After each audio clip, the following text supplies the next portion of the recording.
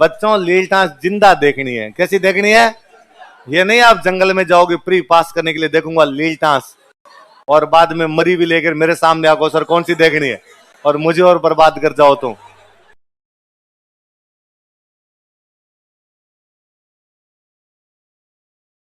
एक पक्षी होता है लीलटास। कौन सा पक्षी होता है? इस लीलटास पक्षी को देखना शुभ माना जाता है कि भाई कि क्या देखा जाना चाहिए इस दिन? अपने लीलटास बोलते हैं इसको। बेसिकली ये पक्षी आपने ज्यादातर लोगों ने देखा होगा, नीलकंठ। कौन सा है? एक छोटी सी चिड़िया होती है जिस चिड़िया के कंठ नीले हैं, है ना। बाकी तो आसमानी से कलर की चिड़िया होती है लेकिन कंठ उसके कैसे होते हैं? नीले। ऐसा कहा जाता है कि जो रावण था, रावण को यह वरदान था कि जब तक उसकी नाभि में तीर नहीं लगेगा तब तक वो मरेगा, कि उसकी नाभि में अमृत कुंड है और जब तक उसके अमृत कुंड में वो तीर जाके नहीं लगे तब तक वो आदमी मरेगा नहीं। कहते भगवान शिव का बहुत बड़ा भक्त था और उन्होंने उसको इस प्रकार का वरदान दे रखा था। राम जी तीर चला चला के मर गए लेकिन रावण मरने का नाम नहीं ले। तो राम जी को विभीषण ने जाके कहा कि सर आप जितने भी तीर चला रहे हो ये आउट ऑफ सिलेबस है, ढंग की जगह मारो इसके। तो कहां पे? तो कहा इसकी नाभि में तीर मारा जाए। कहां पे तीर मारा जाए? क्यों? ऐसा क्या है कि इसको शिव जी ने वरदान दे रखा है कि जब तक तेरे नाभि में तीर नहीं लगेगा तू मरेगा नहीं। तो भगवान राम ने इस बार शिव जी को याद किया, ये है शंकर शंभु, हे भोलेनाथ, मैं इस बार तुम्हारा नाम लेके तुम्हें स्मरण करके तीर चलाने जा रहा हूं, मुझे सफलता प्रदान करे। तभी आसमान में भगवान शिव खुद नीलकंठ पक्षी के रूप में दर्शन देते हैं। किस पक्षी के रूप में दर्शन देते हैं? भगवान शिव को वैसे भी हम नीलकंठ कहते हैं।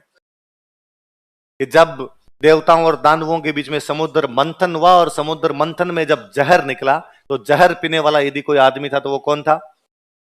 कौन थे? शिव जी। इसलिए जहर पीने से उनके कंठ नीले पड़ गए थे। कंठ क्या पड़ गए थे? नीले। इसलिए शिव जी को क्या करना शुरू कर दिया हमने?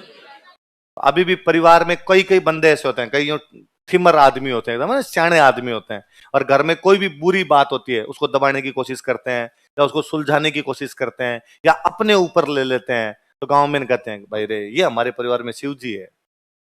हर बुरी चीज को अपने ऊपर ले लेते हैं, बाकी लोगों को इससे बचाने का प्रयास करते हैं। तो शंकर शंभु भोलेनाथ वो है जो हमें उस जहर से बचा के गया था। उनके कंठ नीले पड़ गए इसलिए भगवान शिव को हम क्या कहते हैं? नीलकंठ। इसलिए राम जी को जब उन्होंने दर्शन दिए तो किस रूप में दिए थे? नीलकंठ। और भगवान राम ने जैसे भगवान शिव को नीलकंठ रूप में देखा, उन्होंने हाथ जोड़े, उनकी पूजा अर्चना की। इस बार उन्होंने शिव का नाम लेके तीर चलाया और रावण को मार दिया।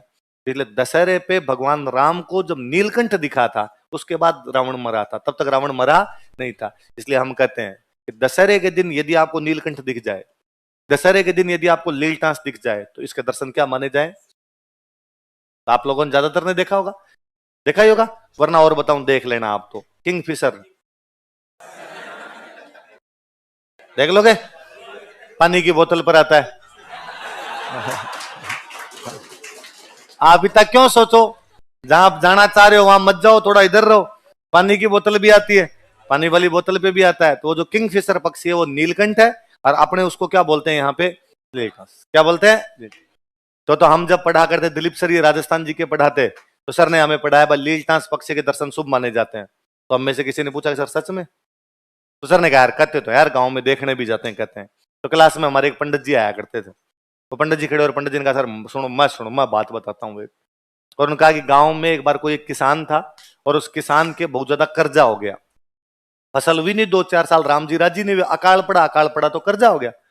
घाटे के घर में लड़ाई होती, घाटे के घर में लड़ाई होती है। श्रीलंका में जैसे घाटा हुआ जनता सड़कों पे आ रखी है, सारे एक दूसरे पे जुतम पेजार कर रहे हैं, तो घाटे के घर की लड़ाई है।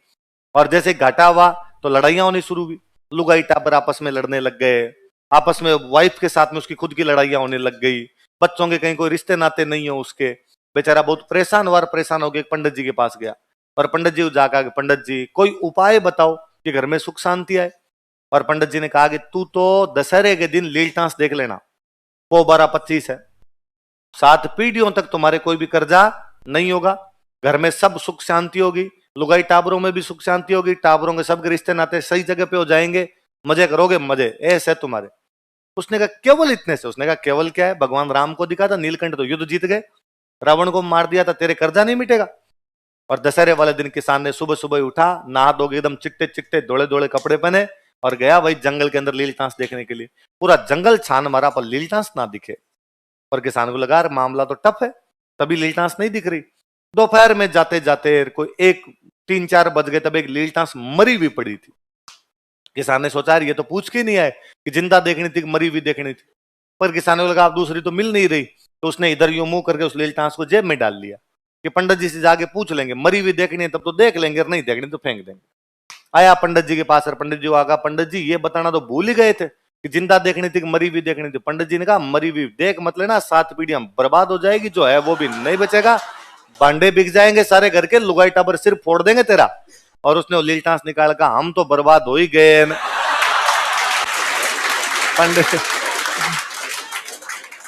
पंडित जी क्यों बचे अब? तो बच्चों लील टांस जिंदा देखनी है। कैसी देखनी है? ये नहीं आप जंगल में जाओगे प्री पास करने के लिए देखूंगा लील टांस और बाद में मरी भी लेकर मेरे सामने आको सर कौन सी देखनी है और मुझे और बर्बाद कर जाओ तुम।